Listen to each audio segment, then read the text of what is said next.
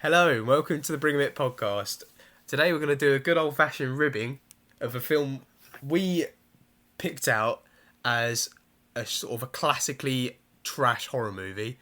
We weren't targeting horror movies, but I thought, horror movie is a bit of it's a fun one. There's a lot of, critics would find a lot of bad horror movies. Yeah. What do we reckon that is? What would you classify as like a bad horror movie? Just to start things off, we'll say the name of the film in a sec. But what would you classify what are the characteristics of a bad horror film? One that's not scary for yeah. the first part. It needs to give you some sort of chill in the first place. One that is laughable instead of being scary. Yeah, I suppose so. I think people still enjoy them though, don't they? I think it veers into the territory of being a comedy instead of a horror film when they get that wrong. And that can still be good to watch, in fairness. But it just means it's not a good horror film. Yeah. Yeah. I would say... That's not what this was, in fairness. I think even good horror films, even really scary horror films I've watched, I've probably laughed at once or twice. Just because they kind of misjudge the tone at times, directors kind of tend to... Sometimes you laugh out of nervousness as well. Oh, yeah, of course. That's part of it. Of course. That's Make yourself feel a bit better. Everything alright there? Sorry, carry on. Well, what a mystery. Anyway. Truth or Dare. Yeah, that's the name of the film, by the way. Thanks, that's Rory. a good segue. Good segue. The name is Truth or Dare, 2018. There's not really any big stars in it. My Lucy perspective. Hale's quite a big star. I've heard of Lucy Hale, but I've never seen her face, so I don't know. Which one was she? Lucy She's Hale the was the main lead. girl. She was the lead. She's in that Pretty Little Liars show. Have not watched that. She's in not Two and a Half Men. How I Met Your Mother as well. By the way, little thing about what Rory said. That means hit my knee? No. The nervousness thing. Oh right. That means you now know all your friends that watch horror films and then laugh and joke about. They're the nervous ones. They're the scared ones. So yeah, you can rat out your friends Called now. you out. Yeah. Yeah. If you're that guy, then you're scared, mate. You're scared. But Boo.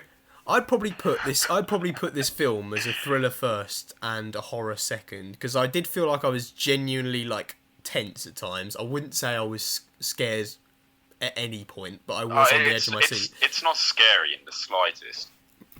I can pick out one scene where I was scared, to be fair. That scene I'm where... actually scared. Yeah, well, I jumped, where the old man gets up from the bed and grabs the Asian guy. What about the old... That was well... What about the bold guy? The one that we didn't know? In the room. No, it was sort of obvious that it was going to happen. Yeah, I know, but there was tension. Tension was built. I mean, not very well.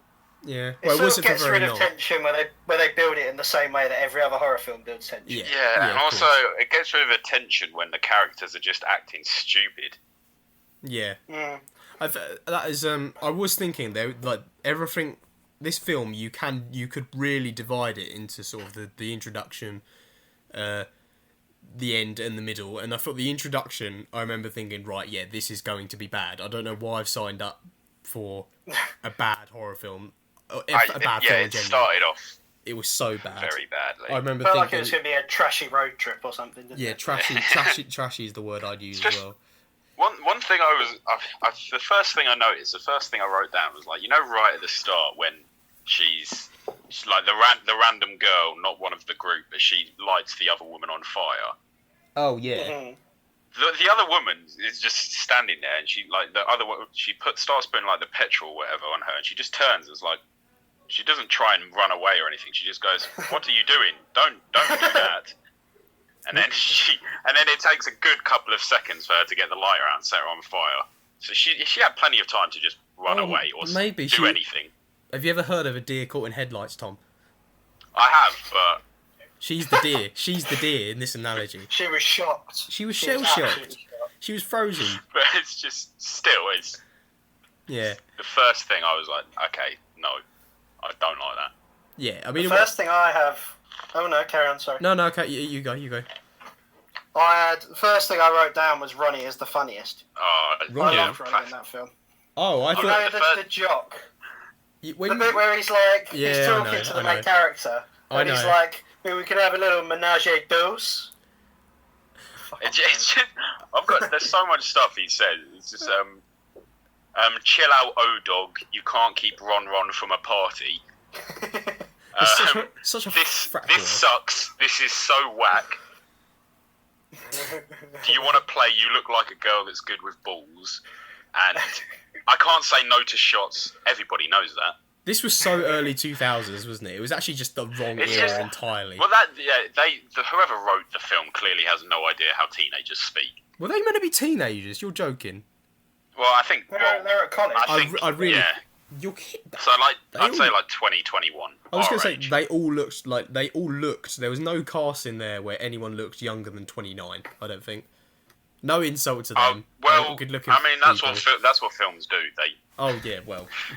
I know. They cast people. I don't think they even look particularly young. Like none of them look particularly young. This is a bit off topic, but have you seen the new Jumanji films? No. Yeah. So all of them are supposed to be like high schoolers. Yeah. They're all about 21, apart from one of them who's 32. I'm just going to try and find the name. Whoever plays Fridge, he's about 32, and everyone else is about 20. Is Fridge the black guy? Yeah. He did look a bit older, to be fair. Yeah, from what I remember. It's just what they do in films. They always cast people about 20 years too old. Isn't there a rule against, you can't be on set if you're below a certain age without your parents there? And I imagine people just don't want loads of parents hanging around the set, to be fair. I can't imagine the rule applies to like people over 18. Day. Well, yeah. Sports day? Yeah. Go on. Right there, the spoon up. Oh my god! Yeah, I've got here written down as one of my notes, and this was entirely serious. I wrote down so fratty. Fratty? It was very fratty. It was the most fratty film I've watched. Well, intro that I've ever seen. All of the characters were such clear stereotypes. Oh well, yeah, they're all one stereotype. It's just like they may have not taken the story in the way of those stereotypes, but all of the characters were clear horror movie trope stereotypes. Yeah, and I think that kind of that led to a thing which I did see someone else talk about, but I was thinking this anyway, is that you kind of didn't really. And it's surprising they managed this, because I actually thought there was a couple of times where there was actually a genuine emotional scene, but I don't think I cared about a single one of the characters, and I thought it was unusual. I thought it was really unusual. A lot of them, they were just incredibly bad people, like laughably bad. But a lot of them died early, so it didn't matter. I was thinking even the ones that they invested in, I didn't really care about, and I don't know why. It was a bit Final Destination-y, wasn't it? Really. Yeah. They just got rid of them as quickly as possible, it felt like to me. I felt like the pace of the film was really weird. It picked up at the start, it killed people off really quickly. Then the demon gives him a bit of respite for a bit. He's like, He's just like, I'll give him a break. I'll let them try and solve it. Can you imagine if they were in that car trip to Mexico and one of them just went, "Do for dare, I dare you to crash the car." Just like, oh no, what are we gonna do? Oh, we can't do this now. Anyway, speaking of how bad some of the characters were, I don't remember his name, but there was Penelope, who was a girl. Spoilers: she gets shot. Yeah, and she had her boyfriend. Oh yeah. Her boy, like the medical student, he's just an incredibly bad person to the point where you're wondering why they're even friends with him and why Penelope, who seems like the nicest person in the world, is going out with him. I liked how he did the first truth, and he was like, what has he said? Which one do you love more? Or whatever about the two. It's like, do you know that Olivia loves your boyfriend? Oh yeah, that was just like that's why. I love how there was no tension. There was no tension there. And he was just like, right, I'm going to stir things up really quickly. Yeah. Also, the bit that I didn't put down whose death it was, but I think it's his death. Yeah. It's so stupid when he's talking to the interviewer. He's like, "Did Olivia put you up to this?" And just like, look at her face. Her eyes have turned red, and her mouth is stretching more than humanly possible. To be fair, though, Olivia put you up to this, didn't you? You're just joking around. You would try and rationalise it, though, wouldn't you? You wouldn't immediately go, if demon. I saw someone that looked like that, saying in a really deep voice, "Truth or dare," after being warned about being killed, I'd be like, all right, fuck. Okay, but what is more rational in general? I know there's context. What is more rational in general? Thinking prank or demon? What would you say? I agree with H, to be fair. But I would believe my eyes in what I'm seeing. I don't know. Okay. She described it in the film. It looks like a Snapchat filter. If I saw a real life Snapchat filter, I'd be terrified. Maybe you think she's got like a little mask thing on or something. I don't know if I'd be like, oh fuck, dare. I think I'd be like, what? You would. And by the way, Tyler Posey, who was the guy. To be fair, Lucas. Lucas. And Lucy Hale's character. I don't remember any of their names. They weren't very memorable. She was Olivia. But anyway, he was Lucas. The girlfriend had Marky, which is a stupid name. Yeah. I'm sorry if anyone listening. Sorry if anyone listening is called Marky, but I hope not. The time I heard that name, I just thought of Mark Wahlberg in The Departed going, "You fucking cocksucker." Literally. Oh, gosh. Hey, Marky Mark. But anyway, that was his musician name, wasn't it? Marky Mark. Yeah, Marky Mark and the Funky Bunch. Anyway, back to centre. Those two apparently only needed about 5% computer augmentation for the smiles, which means that they were very, very lightly edited to do those sort of big smiles and like sort of creepy look. Which still the eyes. It's a weird. Eyes just turning completely red. Yeah. Okay. Fine. But it's a weird way. It's a weird way of kind of making the point. But I think it's not impossible for someone to look vaguely like a demon when the demons look like that. I made the face in the chat last night, and you guys said it was scary. There we go. Well, I did think Rory was a demon. Yeah, I didn't. Well, I didn't think it was too different from your normal smiles. Whoa. Wait, hang on. Not in a bad way. But if that's Rory's normal smile, smile, does that mean he's a demon? Not too different from something that you could actually do. There you go then. Well, exactly. That's what I meant. Anyway, speaking of these faces, I know they were supposed to be scary, but I laughed the first time I saw them. They weren't scary. I won't say that. Yeah, they really weren't. They were creepy though. Yeah, they were creepy. Bit. They were. I'd say the only time it looked creepy was when the old man had it. I don't know. I wouldn't say it was scary. I wouldn't know, but scary and creepy is two different levels entirely. I didn't find it scary. I found it creepy though. I've got to give credit. I'll put it this way. I will put it in the category of creepy if it happened to me in real life. But when I'm watching it on a film, it wasn't. You've got to get more immersed, Tom. Yeah. Just make me in the film. Another thing, while we haven't gone too far away from the intro, I remember thinking, and this is probably my first real criticism of the film, other than the characters, is that there were so many sort of and I've seen people criticize this, like literally do video essays criticizing this, because they did it in like Woman in Black once, and like I remember someone sighing that they did it, but it was like it's like literally just false jump scares. Oh yeah, the false jump scares. Like stuff crashing into windows, like harmless stuff, and someone opening a door, and like it happened about 4 or 5 times before anything happened, and I was like, you've got to milk it as much as possible, haven't you? If you've got a bad film. Yeah. I think they probably knew. They probably knew that the film wasn't that scary, so they put bits in it where you get a jump scare out of people. Yeah, like the first one I noticed was when, after the whole first truth, when she's in her room and then Marky walks in the room with mojitos. When she opens the door, it's ridiculously loud. Like it sounds like a door being opened, but like put up 100. I don't know how sound works, but 100 decibels. That sounds like a lot. Yeah. But it's over the top, and it just makes no sense. Could just be a loud door, Tom. Yeah, it's way too loud. I'll get that fixed. I've opened some loud doors in my time. No, I bet you have you? Oh, yeah. Anyway. Oh, that's a cheeky laugh. Anyway. Right. I've got a. Do you remember the scene at the start where they're all like they're dancing at that? I don't know what it is. It's like an outside party. There's a DJ and stuff. Yeah. You know when they're all sitting down chatting, and the Asian guy's like, right, it's time for me to do some business or something. Just gets up. He's one guy. If you can't beat him, join him, he said. That's it. Just like out of nowhere, he doesn't even say a single word.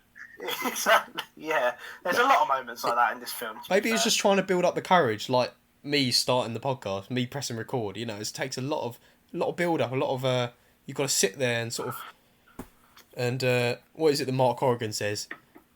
You got to make up your reasons. You got to, you know what? I can't remember what it was. That's awful. a very good point, Henry. That's awful because I went right into a segue and forgot completely what it was. Can we move on from that, please? So I'll take this. So you know when what's his name, Carter or Sam? That's his real name. When he invites them to the place. Yes. Like yes. the church. Yeah. I like how like this random guy who none of them know. Like Olivia's talked to him for what, maybe an hour or two. This random guy's like, yeah, I know a place we can go drink. It's open all night. He takes them to an abandoned church. Well, it's open all night, to be fair to him. And then, like, it's just been ruined, and they're just like, yeah, this is fine. To be fair, I did think it was weird that no questions were raised. Like, there wasn't one person saying, "Oh, this is a bit of a weird place." Like, I thought you were taking us to a bar. Why are we up a mountain on an abandoned church? yeah. I sort of get it though. If you're in, I know maybe not an abandoned church in that situation, but if someone just takes you somewhere where you can go and get pissed, it's not that out of the question. I think the beers in the cooler calmed them down a bit. You know, got them on the side. But anyway, I'm just trying to. I remember thinking that there was the one moment where I was like, okay, I'll give that credit. Is I actually thought, and I don't think you two will agree with this. I think I remember you saying something different, but the bit where they asked him the truth, and he was just like literally spilled the beans right there and then. I actually thought that was quite a nice little segue into sort of into the plot. I quite enjoyed that. It's one of those things where I feel like it's just exposition for the sake of it. Like they could have just carried on and showed us and have them slowly realise what's happening, rather than him just going, "Yep, this is exactly what the story is. This is what's going to happen to you." But that's like. I think it would have. That's like dramatic irony, though, isn't it? Like they want. It's like. They want the audience to know. You go. Go on, one of you. They want the audience, like dramatic irony is like they want the audience to know, while everyone in the actual film, everyone on set is like, oh, I don't know if it's real, I don't know if and we're sitting there like, yeah, we know it's real. Like that's the whole point. We want there to that exposition. I mean, we would have known it was real no matter what. We know what the premise of the film is. Yeah, but I think it gave it a nice little push. Yeah. I thought it was quite shocking. Like it was a reasonably shocking way. It went quite sombre, and he said it. It's different. And they were like fake laughing. Yeah, it's and different. Then he walked out. It wasn't that bad. It wasn't horrific. It's just it's one of the reasons I didn't really like the film too much. It wasn't. I didn't pick up on that. To be fair, there was a lot of bad things about the film, but I didn't pick up on that. Well, to be honest, I didn't really pick up on it until Henry said it. He said we talked about it, but I don't remember that. Well, I remember there was one comment. Someone made one comment like in the chat or something like that, and I remember thinking, those guys didn't like it. But I didn't. I'd say. I'll say this. You go. It's worse that this is literally not a point, but it's worse that they got tricked by a BTEC Daniel Radcliffe to go into some magical church as well. I did have to double check. It was a double take, so it looked like definitely. Yeah. Especially when he had the smile on. I thought the smile looked like where Voldemort... what's it called? What's the one where they kill them? Adara Kedavra. It looked when he got Adara Kedavra. I think I was asking what film it was when they killed them. No. You know what? Spoiler, by the way. You know what I thought. I'll say this: the film is definitely not as bad as I was told. There are a couple moments where I was like, "This is genuinely tense." And there was a bit when it was quite emotional. There's a couple of bits actually. I thought. Well, like one bit when I thought it was emotional. I could think of three really. Like there was two scenes about the dad, like the sort of the exposition, and then there was the video. And then there was also the scene with the Asian guy and his dad. Yeah, that's the one that made me a bit emotional. Yeah, I thought that was really sad. That's the thing with her dad. Obviously, I know what they were going for, but it didn't immediately make me feel that way. It wasn't as effective. It wasn't as effective. I love the way that she told the audience that her dad had killed herself. Like after she watches the video, so we know something Yeah. happened to him. We don't know what. And she goes to her and it's like, "You've been my only friend, since my dad killed himself." Yeah, I did pick it up on that. felt like they just chucked it in halfway through. I feel like they felt like they were missing something, and they were like, "Okay, let's have our dad die, and then have what was the main girl's name? Olivia, and have Olivia be involved in it, so we can just add another emotional tie between these two that are already fighting over a bloke." It was like they were desperately trying to make us like Marquis. Oh no, they weren't. There's no way. We were meant to think. We were meant to think she was awful. I mean, she wasn't a good. She wasn't. It was like 5 different sob stories for her. They were definitely trying to make us like her. I kind of, it's one of the but it is one of those people you're like kind of supposed to feel sorry for, but like maybe you don't really like her attitude. Like it was a complex thing. I don't think it was actually an open shut character. Like a lot of them were. Like a lot of them, you were just like, yeah, he's dying first, he's dying second. Yeah. He's dying once the other ones are out of the way. I did think she'd die. Well, full stop. I thought she'd die with the way she was very tropey in terms of the first person to die in a horror film. That's what I thought. Like, that's what I meant earlier when I said that the characters are all stereotypes, but the way they go, like the way the story takes them, isn't what you'd expect, which was quite nice. Yeah. There's a bit, when Ronnie dies. Yeah. And they're watching the video of him, the dickhead medical student. The bit that it generally made me laugh, like not because of how bad it was, it's just the joke made me laugh when like he sees him fall and hit his neck, and he just goes, "Wow, bad break." There was a couple of moments like that. They were literally just like their friends and relationships just killed off right in front of them, and they were just like, I don't know, they just had a blanket around them in the next scene, and that was it. Or something like that. Penelope wasn't all that fussed, was she? Until the next day, then she was torn up about it. It's like she put it to the back of her mind. Yeah, very realistic. It was very nice of her to jump in front of the bullet for Olivia as well. I don't know why. It didn't seem like they were very close. She was annoying me with her baby sips on the roof, I have to say. She was really just taking. That's not a proper sip. Do it again. I know it's life and death, but vodka's not easy to down like a litre bottle of. I don't care. It is life and death. You just go for it. Little bitch sips, right? Ridiculous. By the way, you know that guy, the guy who brought him into the church. Carter. Carter. I just googled him because I was thinking he looks like someone. I was thinking Daniel Radcliffe. No, what? He looks like Lars Stindl, I think, the footballer, German footballer for Borussia Mönchengladbach. I don't know his face off by heart. I'm gonna have to just type in Stindl. But it does look like Lars Stindl. You're right. I shouldn't have brought it back though. Because we'd made it so far.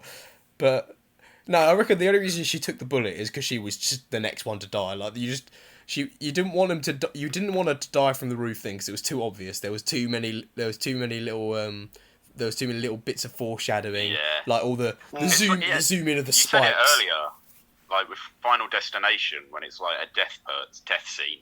There's like, oh, this could kill them, then this could kill them, then this could kill them. Layers. It felt like that. Yeah. And then she survived that. Which, to be fair, I think it was interesting that she survived that because it wasn't as cliche as I expected it to be. I expected her to like get killed by some sort of tertiary element added to it last minute or something like that. Like I don't know, like in The Conjuring 2, I don't know if you've seen that, where the lightning strikes on the tree and then it just creates a stake, and that's suddenly the big danger. It's like that's what I expected to happen, and it didn't, and I've got to give him credit for that. It did subvert my expectations quite a bit. But then everyone remembered. She had to die. So. Yeah. Like, with Marky, I was fully expecting her to die like first or second. Oh really? Yeah, for sure. Yeah, it's just well, in the classic horror film, like you look at like Texas Chainsaw Massacre, Halloween, like that. Yeah, it's like the promiscuous girl usually tends to die first. Well, little storm off into the pit of lava. I'm not staying around you guys anymore, and just running What into film have like you been danger. watching? It's just Gollum. I'm That's just Gollum. I'm just Very attractive girl. I'm just talking I'm just talking vaguely about the cliche of those little storm offs where they get killed because they've isolated themselves.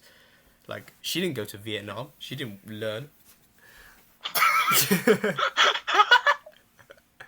No, that was relevant, actually. That was in the film, wasn't it? Yeah, fair enough. Anyway, I want to say, I thought that throughout, the acting was pretty good. yeah, no, I didn't think there was any, like... Yeah. There wasn't annoying, like, goofy, bad acting that you get in a lot of films like this. They're all pretty serious. And even with the emotional scenes, they sort of managed to convey emotion quite well and didn't make it feel like The Room when the guy says he's got cancer. And it's like, oh, no. You're tearing me apart, Lisa. I don't know where that's from. It's The Room. Very good film, Henry. We should do it for the next episode. You don't even need to watch the film. There's a best bits on YouTube that'll give you all the parts that are funny. What? Or you could watch The Disaster Artist and just watch all the best scenes reenacted by James Franco. I thought you were going to say the disaster film. The disaster movie, the disaster. But I remember there was with the chipmunks. That's with the chipmunks, isn't it? Where they attack Prince Charming. Or is that Epic Movie? It might be Epic Movie. The bit sort of in between. The best one is Meet the Spartans. We should do Meet the Spartans. Now that is a shit film. Oh, I don't know. I like That's it. a great film. I don't want to ruin it. Super snowballs. But you know that bit in between the sort of in between the bit in the church and when they go home and like everything's sort of starting to settle a little bit for a short amount of time. I don't know if anyone else noticed. I wrote this down like straight away. The music kind of went back to like really jovial, as if the audience was supposed to be lulled into it again. Like it went like dun, dun, dun, dun, dun, and then dun, dun, and then dun, dun, dun, dun, dun. Literally in the space of about a minute and a half, they changed the music from joyous to like horror in about 5 times. I swear to God, it was horrific. That's what I was thinking about the credits as well. Like, after everything that's happened, oh my God, yeah! It just goes to really happy music. It's like, did it? Is that supposed to be a happy ending? I didn't watch the credits, to be fair. I liked in the credits how they had, where it was near the end, where everyone was watching the thing on their phone. There was 2 guys in London at a green screen. It was just them on Tower Bridge. It was just them 2 watching it. No one else. Jesus. Yeah. Well, I hated the ending. I know we're skipping ahead a bit, but I hated it. I like the premise. I don't know if it was like... It was a bit shocking, it was a bit quick, and it also kind of branched off from an ending you thought it was going to be, like, with the whole confrontation. Yeah. But I liked it. I thought I wouldn't have thought of it. Put it that way. Well, yeah, I didn't see it was going to happen, but I know that didn't they say early on that if you're asked to play the game while in the church, then you're part of it. Like if you're asked, then you have to do it. Yeah. I'm not sure how the rules of demons work, but I don't think watching a video in your room where they're in the church counts. I suppose the demon hasn't really defined technology and stuff, so it probably could work. Also, another thing I thought was laughable is like obviously they're trying to get as many people to watch the video as possible. And if you see the word curse in a YouTube video, you're not going to think it's actually going to curse you. But they could have made it a bit, if anything. Yeah, but they could have made it a bit more appealing, so more people are like, "Oh, I'm definitely going to watch that." Because you'll probably get a couple of skeptical people like, "No, I'm not going to watch this curse video." Could you imagine if it just flopped and got like 2 views, like one of my rubbish rubbish articles? Would. That's the thing. Yeah. And they'll be like, "Oh shit." Oh, it's my turn again. Pages. Yeah. Also, can I just say, her plan at the end is so stupid. She seems so convinced it's going to work. She's like, right, pick dare and then don't do it. And then when it comes up, she's like, how do we get out of that? And he's like, you can't. She's like, oh, shit. No, but wasn't the plan was to ask the demon something, and then just try and get information. Which, to be fair, I mean, I didn't think it was a bad plan. It didn't work, but I didn't think it was a bad plan. It's just she seemed so sure it would work that there was a loophole, And It's then all there they wasn't. had. It was all they had, though, wasn't it? Like it's kind of I just a think- desperation thing. A better plan would have been, because those two were like Olivia and whatever her name, Marky, were the next two. She should have said, say truth, and then I'll say truth, and then when it's you again, I'll ask the demon. And then he would have had to have gone dare. Yeah, I Because suppose of the they were a rules bit. they made up. And then they could have just gone, I dare you to let us go. Yeah, I suppose so. Oh yeah. But I mean, I don't know why it had to be a dare. but to be I don't know, fair, she's like, make sure you do a dare. to be fair, she asked the truth thing. She said, "How do we get out of this game?" And he said there was literally no way out. What if they did the dare? Oh, to be fair, then he would have died if he couldn't have let him go. Yeah, because the dare was like, if you don't do the dare, you're dead. Okay, but I was initially That's thinking a loophole. I was initially thinking, oh, okay, if he said there's no way out of the game, and then you dared him to do it, though, you would be able to do it because he said there's no way out of the game. But then he'd die, so then there'd be no game, I suppose. But Yeah. I don't think they thought this far into it. Let's and just I think... say, let's just say one of my main criticisms is it doesn't really follow its own rules. Well, yeah, but I to be don't know. fair, I was just thinking, I reckon the demon, if he made the game, he doesn't really have to follow the rules, does he? Yeah, He probably could have just made shit up on the Yeah. spot. I mean, They would have probably dared him lied to do as that. well. He'd have been like, yeah, nah. I've rigged a Yeah, game. no. I've rigged a game of Ring of Fire before against people, and Oh, people have done it to me as well. disgusting. People have done it to me, Rory. It's just what you do. It's what you do. If someone hasn't got that bad in a while, How did you rig it? Did you put the king card back in the deck? we identify the king cards, and any other undesirable card. I don't think there are actually, but we get all the king cards, wait for them to go to the toilet, and just fling them right like near them, so they're likely to pick them all up. Yeah, I've done that Which before. works. Which Wow. worked early on. It didn't work late on because people started reaching the other Clock side. it on. Yeah, but it worked against the dumb people, and I won't say who that is. I think if he's listening, I'll be surprised if he is. You know who you are. You fucking idiot. Yeah, Oh, yeah.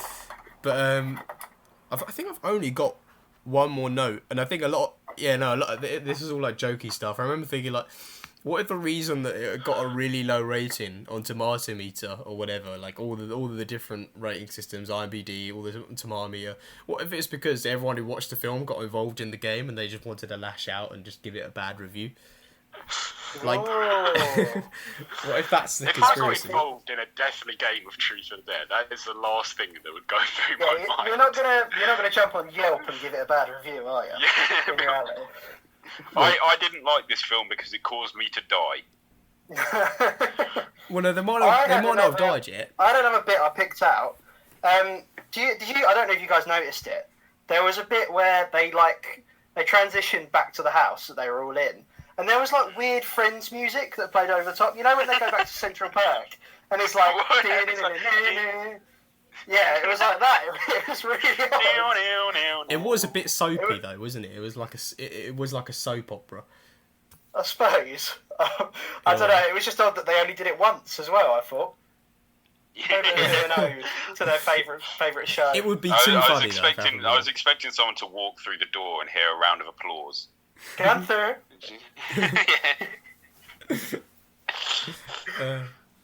But yeah. Anyway, but I was thinking like if this was rated something like a, I don't know, because this was given like a 5 rating on IMDb, which is IMDb is probably quite a reputable place to look for stuff like ratings. It's a bit harsh on horror films usually, but if they were to give this like a 7 rating on IMDb, which for a horror film is very high, like would we genuinely like put yourself in a scenario where you've genuinely seen a 7 rating on IMDb, would you actually have that much to say about it? Yeah, because I mean, I went into it not going, I'm going to hate this film. I went into it, like as you said, I went into it with an open mind, and there were bits I liked. There were bits I thought was a bit tense. I think there's more There I were liked. bits that it genuinely made me laugh because of how bad it was. But it's a 15. Also, it is a 15. It's not an like there were measures they took for it to not be an 18. I think maybe part of the reason of that is isn't really expected for maybe it's expected for like teenagers, like a The teenage horror film. Conjuring The Conjuring, the first Conjuring, is a 12, and that's one of the scarier films I've seen. That's one of the best horror films. That's a good point. Yeah. That's more gothic. It's more gothic than gory, though, isn't it? That's why. But there's still obviously room to create scares in that age bracket. In a 15, yeah. But I don't think it wasn't really that kind of horror. It was, like I said, more of a thriller than a horror. But it was one that avoided bloodshed. It didn't really avoid bloodshed. It did. The tongue. Someone cut their tongue off. Someone got their throat slit. Yeah, but they didn't. Someone got stabbed in the chest. They didn't zoom in on the tongue thing, and they didn't. And there wasn't really much of the throat cutting thing. It was just the line, and then he pitched forward. Like there was no additional gore. There was no. Well, that's because it's a 15. Like you can't have too much gore in a 15. Yeah, but otherwise it would be an 18. Yeah, no, I'm not. Yeah, but they wanted it to be a 15 from the start. So all I'm saying is that I think it might have been a bit of a. I don't think it was meant to be an out and out horror. I think it was just meant to be an idea that they flip into a horror / thriller. I don't think it was meant to be something that people go to actually get terrified at. If they wanted to do that, they'd make it an 18. Oh well, yeah, obviously, it's not one of their. It's not. I think they had in mind they wanted it to be a sort of goofy B-movie horror as well, to be honest, with some of the stuff that they shoved in, like with Ronnie, obviously. The comic relief, yeah. With the little jokes and stuff. I don't think they really wanted it to be this, show-stopping horror that everyone talks about as terrifying. I'll agree with you on that front. I'm looking at a list of horror films to see what their ratings were. I mean, Jaws, I wouldn't necessarily say it's a horror film, but that's a PG. But the majority of horror films are 15s. Like The Shining, The Ring is a PG-13, which I find quite surprising. Which one, though? The American one? The American one. That one's dead, though. It's not dreadful. The second one is dreadful. But you got to say that this is the sort of theme. The theme of the horror here is sort of the worry about dying from your own hand, which is often gore. Like a lot of the ones where it's 15 and it's quite a good reputable horror film that's a 15. It'll be because of something maybe it'll be more gothic. There'll be more darkness. There was no praise on darkness in this film. It was all about sort of people being scared for their life and being scared they'll just wrench a knife and stuff. It did play into a very it's Truth or Dare is just a game everyone's played, and the fact it played you can see a film like The Shining. It's all right, I'm never going to be in this situation. Yeah. But you could play everyone's played Truth or Dare, so it could be something that's in the back of your mind. Or and that's a lot of horror films play off situations that you'll never be in that situation, but they still work. But then you get films that are this could happen to you. I'd say it's the latter. I think a lot of horror films want to get to you in a place that's close to home, and so they'll for something like Truth or Dare, I mean, actually, this I can't believe I actually forgot this. Rory messaged me Truth or Dare halfway through the film, and I actually admitted to him. Did you get scared? My immediate front was to be haha, but there was a little bit of me which was just mate, this is a bit off. I don't like this. The exact message was, yo, you know what? Low key, shut me up. I didn't say yo. You know what? I probably said you know. I think I said you know, not yo. There's a big difference. Okay. I'm not a frat boy. Right, remove yo. Yeah. Anyway. It was in the back of my mind that I was going to get a message while I was sleeping. I was going to look at it. It would be unknown number and be Truth or Dare. I'd be like, all right, I'm going to die. And I think the clever thing to do that this sort of did with horror now, if you look at things like Unfriended, if you use technology in horror, it definitely makes it scarier and feel more recent. They had the people texting them stuff. I feel if they pushed that angle a bit more, obviously at the end, they film themselves and it spreads to everyone else. But if they'd had more of a, I don't know how, but technological element to the film, it might have been a bit more scary. Oh yeah, because people are going to be on their phones after this, aren't they? Because people go to their phones to try and wean themselves out of the whole horror thing. There was that film last year or this year, I don't remember. But it was It was. I think it's got a worse rating than Truth or Dare, but like, it's the premise is you download an app on your phone and it tells you how long you have to live. Is that the one with Guinevere Beck? It's Countdown. That's what I thought this was. Not the TV show. That's what I thought this was originally. I'm not gonna lie.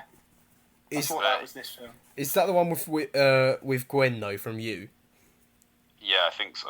Yeah, she. I mean, I've only seen the trailer, but she seemed like the exact same character in that. By the way. What, as she did in You? Yeah, the little sort of the raised eyebrows in the middle, and like that was like it seemed like the only expression she could do. That could be an interesting film to watch. But something like that is a cool. It's a cool concept because it's something. If it happened in real life, you'd be very intrigued. You'd be like, yeah, okay, I sort of need to know. I think I'd wait. If I knew someone that had downloaded it, I'd wait to see if they died from the countdown before I downloaded it. Yeah, someone downloads it and it's like 10 minutes. You were like, alright, maybe I won't download it. But it's a bit. I'll just wait 10 minutes. It's a bit like the message you sent me, though, Rory. It's a bit like the message you sent me. You only want a little bit of you to actually be like taking it seriously, because it's stupid to take it seriously, but yet you kind of do anyway. Yeah. That's the same with everything. That's like Bloody Mary. I don't think I'd do Bloody Mary for the 0.1% chance that Bloody Mary would appear behind me. Or use it. It's Or not going use to a happen, Ouija but board. I'm not going to risk it. Is that an actual statistic? Although, is that an actual statistic? No. So it's not, but it's what I perceive it in my mind. So and I reckon if you offered me money though to do it, I'd probably do it. So one in a thousand people that do the ritual, it actually turns up. Apparently. I heard that. Yeah. Well, what? Well, that's what a 0.1% chance means. I remember in junior school. This is linked to the story. I don't remember who it was, but I remember walking into the bathroom one time and they were just standing there, staring straight at the window, doing it. I was like, all right. Did it work? Weird. They were just on their own. Well, no, they're still alive. Well, I think that I don't remember who it was, but I assume they're still alive. Thanks for that serious answer, Tom. There was a bit of a craze at our school, wasn't there, at one point for Bloody Mary? Yeah, in year 4. People would go after. They'd be like, "I'm gonna go do it." They started adding layers. Have you seen the trailer for the? I think it's Jordan Peele. He's doing a horror film that he's remaking Candyman. It looks pretty good. It's basically the same premise where you stand in front of a mirror and say it. I don't know why that's such a thing with like horror lore that you have to stand in front of a mirror, turn around 3 times and turn the light off and say the name. Most mirrors are creepy. Yeah, it's like there's always because it's in horror films all the time, isn't it? Where you're like they stand up at a mirror and it's behind them, and then they turn around, it's not there anymore. Yeah. It's like There's a lot you can do in mirrors, isn't there? It's the shock of seeing something that wasn't there before. Yeah. Yeah, they did that in I think they did that in The Conjuring. Probably did it in The Nun again because they were running out of ideas. They do it in like most films, most horror films. That's why whenever you see a mirror in a horror film, and it doesn't happen, you're surprised. It's quite iconic in The Conjuring though, because I saw a lot of I did also see a lot of pranks coming out of The Conjuring, like the whole nun concept, the whole like demon nun thing, with people using mirrors and like high production things with someone like probably like not a mirror, like glass, and like treating it like a mirror, and then like didn't someone punch the nun? Yes, yeah. Oh, no, they threw something. They threw something at him. They threw something at him. That was it, yeah. But, oh no, there's the one where someone jumps out of a bin and they get. Oh blocked. yeah. They don't explore that enough in horror well. movies. Jumping out of bins. Should be a bit more of that. That's a legitimate fear. Oh, that's Sesame Street. Is that a Cookie Monster reference? Probably, yeah. No, there's one there's one who lives in a bin. His name's like Mr. Grumble. Oh, is it Oscar the Grouch? Yeah, that's it. I knew I got the GR right. We've segued so hard here. Yeah, I was going to say. I mean, I said all I wanted to say on Truth or Dare. I've got. It wasn't as bad as I thought it was going to be, but I wouldn't say it was very watchable. I'd say I enjoyed watching it, but as a horror thriller, I wasn't very scared or thrilled. I'd say I was 50% thinking, "Wow, cliche, cliche, cliche," and then 50% of me was thinking, "Wow, this is actually not like a lot of films I've watched." In like it was like in a completely different way. Like I was watching it and I was thinking, I actually haven't watched any films similar to this. Yeah. Go on. For me, it felt like a lot of the sort of usual horror films just smushed together. Like I had that this was sort of Final Destination and Saw as well. Yeah. You have like the game aspect and then the goofy death aspect. I didn't think it was particularly original. I just There's think- a film from a year before. Oh, no, called it Truthful Dare wasn't- that's it the wasn't exact same original. premise. I just think the ideas and the timing were like very specific things, like the ideas they had for when someone should come in, and the timing of like when the guy would appear and say truth or dare. I think I was actually like I quite enjoyed the ways they did like that with the police radio. They did it once, one in the mirror. They did one where they got crowded. You know, there were so many different examples. I actually did think like I wasn't bored at any point. Like I was actually intrigued and tense, and I got goosebumps watching it happen at times. It's one of those films where it's a horror film, and I know if all the characters acted smartly, it wouldn't be as interesting. It's just one of those things where every time a character makes a decision, I'm just like, why would you do that? It's not rational. Even if you're scared, it's not a rational. It's not something that you would do in that situation. But and it happens in every horror film. So I can't say it's just an issue of this one, but it just annoys me. I think they do that in not just horror films. They do that in every film as a means to progress a story. Like a character makes a stupid decision, so something else could happen. It's just very on the nose in this film. People make stupid decisions in real life. The one bit I noticed most was Olivia, when she's gone upstairs to get something when they're researching, and she walks in her room and her door's like wide open. Like she hears something, her door's wide open. She just walks in. If that was me, I'd be like, right, I'm just going to go downstairs with everyone else. I wouldn't explore it and then ultimately get attacked. I don't know. I don't think this film was actually littered with that many like horrific decisions. I'd agree with that one. That one was definitely like a bit of a weird one.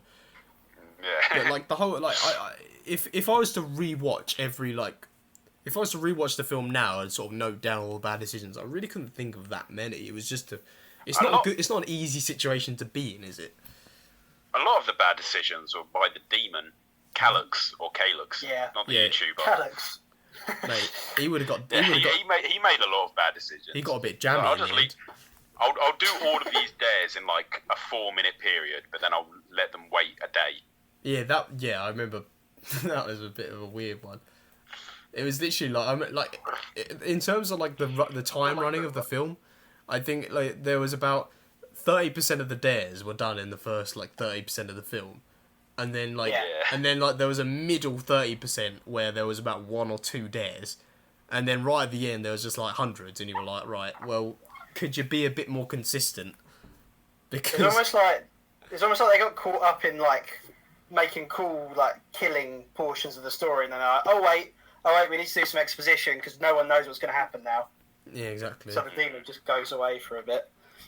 I've got some closing trivia if we're ready for it. I'm ready, mate.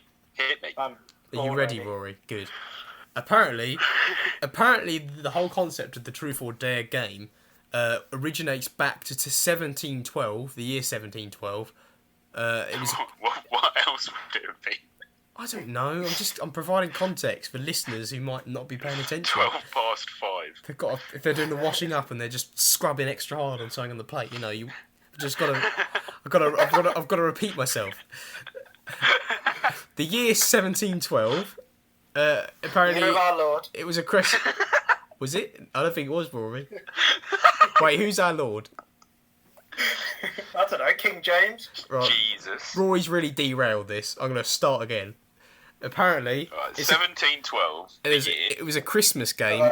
There was a Christmas game called Questions and Commands, and that was what replaced Truth or Dare. And I think that's a much more eloquent way of putting it, and I think that's what we should do.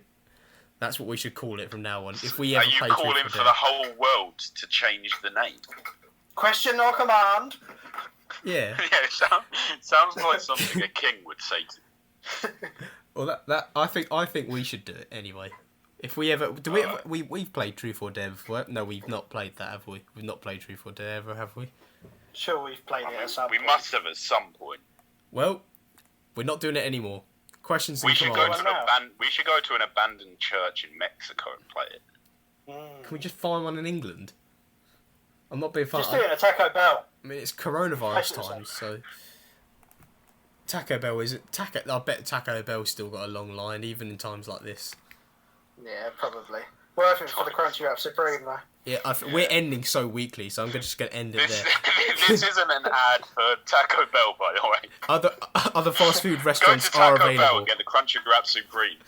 For extra yum in your tum. Right. Anyway, thanks for coming.